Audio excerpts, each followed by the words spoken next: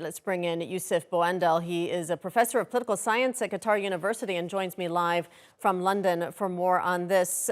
Professor, as we've heard, voter turnout has been low. Even if this referendum passes, do you think that it will ever be recognized as legitimate? Well, I don't think so, because it's obvious that the turnout will be very low.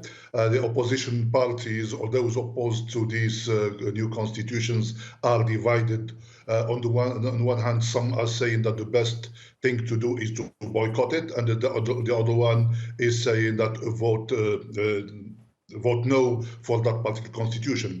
It is perceived to be illegitimate. The Kais Saied has been accused of trying to create the constitutional dictatorship by giving himself so many powers, and obviously the Belaid, the guy who drafted the constitution and submitted the constitution to the president at the end of last month, is now accusing the president of changing some parts of that constitution before submitting it to the Tunisian people to vote for it. Obviously, this is the first step. We'll wait for the results. It will be a 50-50 call. I'm not sure if it will pass because there's so much anger towards Kais Saied, but it will always be perceived as an illegitimate exercise.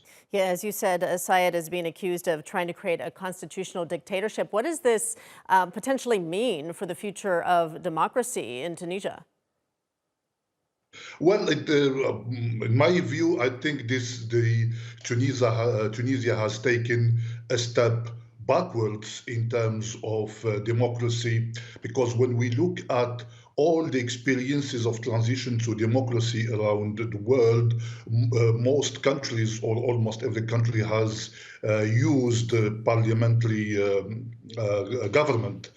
In Tunisia, they're moving from a semi-presidential system to a fully presidential system by giving Kais Saied all the powers. It's also noteworthy to see that there is no impeachment for the president. Second, nobody can impeach the president.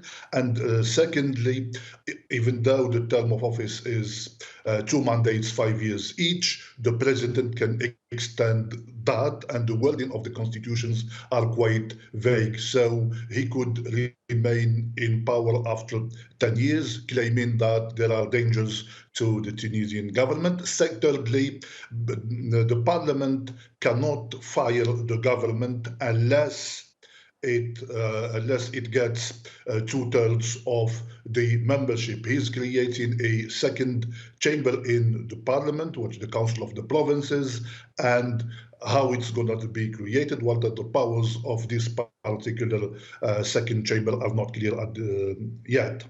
All right, Professor Youcef Bouandel joining me from London. Thank you.